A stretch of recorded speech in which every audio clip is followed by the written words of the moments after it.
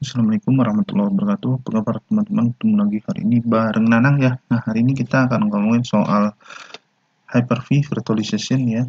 Bagaimana cara bikin labnya. Nah, tapi sebelum lanjut, buat kamu yang belum subscribe di channel Nanang, diklik dulu ya tombol subscribe yang ada di bawah video ini agar channel ini semakin berkembang dan menghadirkan konten-konten berkualitas seputar dunia IT.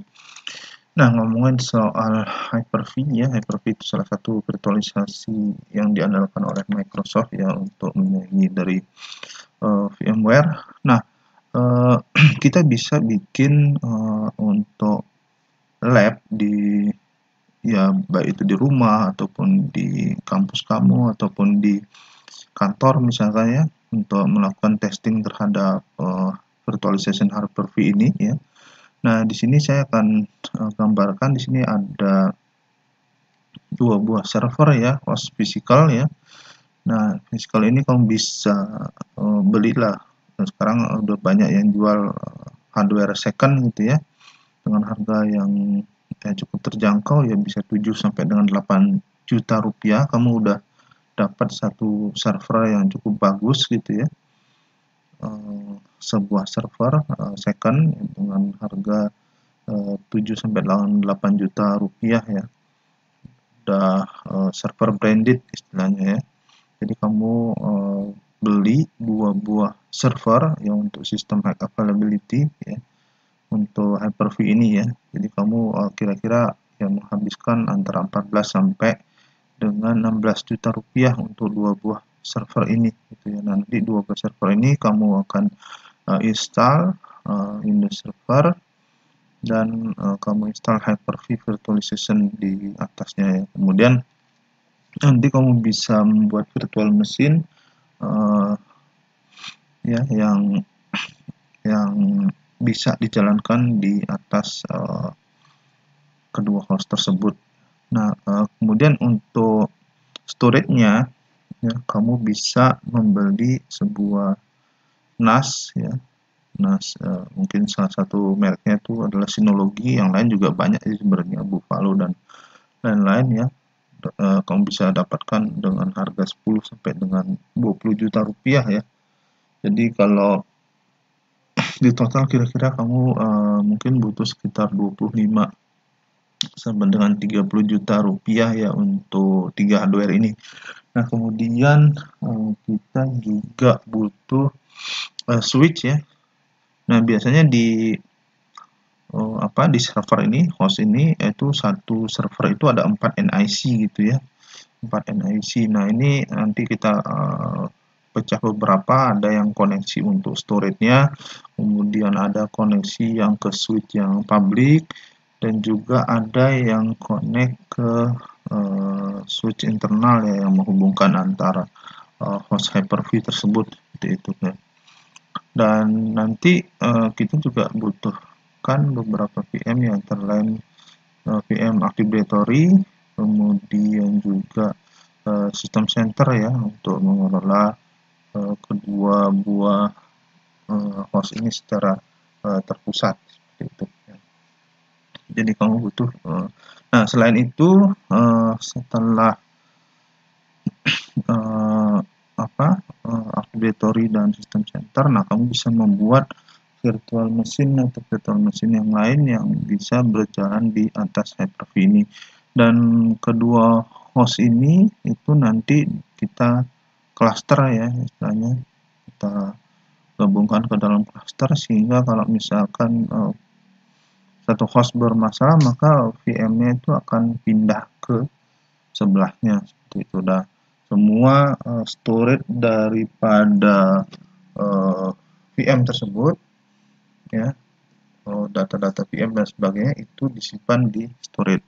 Nah, untuk koneksi storage-nya ya, karena ini NAS ya, kita bisa jadikan dia sebagai kasih target server gitu ya, kasih target server, dan koneksi dari hostnya ini ke storage itu menggunakan kasih target ya, kasih client gitu ya. Nanti kita setting di masing-masing host ini ya, connect ke storage yang sama seperti itu. Jadi nanti VM dan hard disk daripada storage ini akan terdeteksi di host physical ini sebagai hard disk lokal seperti itu. Nanti kalau sudah di set semua resource-nya, nah maka kalau misalkan ada satu host down, maka semua resource itu akan dipindah ke host yang di sebelahnya gitu ya. Nah idealnya sih paling enggak kamu butuh RAM itu 64 GB sampai 256 GB ya untuk masing-masing host ini ya. Cuman kalau memang terbatas dananya ya kamu bisa pakai paling tidak ya 16 sampai 32 GB lah satu host physicalnya ya. Itu. Jadi paling bagus memang RAM-nya itu paling tidak 64 GB, dan untuk storage-nya itu ya kamu bisa pakai yang 2 TB sampai dengan 10 TB misalkan untuk di storage-nya seperti itu ya. Jadi cukup besar nanti untuk penyimpanan daripada virtual machine seperti itu ya. Dan karena ini ya membutuhkan dana yang cukup besar ya, mungkin kalau kamu terbatas ya kamu bisa mengganti host-host ini yang server fisik branded tadi, kamu bisa ganti dengan PC ya, dengan PC yang lebih murah ya, mungkin sekitar 4 juta rupiah satu PC ya. Jadi bisa 2 PC itu 8 juta rupiah untuk host Hyper-V ini ya. Tapi saran saya memang kamu lebih baik menggunakan server yang branded seperti ini, karena ini udah dilengkapi dengan prosesornya udah Xeon dan juga ada M4 NIC ya, serta RAM-nya juga cukup besar ya, bisa di-expand sampai 256 GB seperti itu ya. Nah untuk switch-nya sih nggak perlu mahal ya, switch yang murah aja, switch TP-Link misalkan seperti itu yang ya 8 port atau 16 port itu udah memadai gitu ya untuk membuat laptop Hyper-V ini ya, lab virtualisasi Hyper-V ini. Nah, kalau kamu mau bagus ya pakai switch Cisco misalkan ya yang 2960 yang bisa dibuat VLAN seperti itu ya. Jadi itu kira-kira bagaimana membangun lab untuk Hyper-V virtualization ya.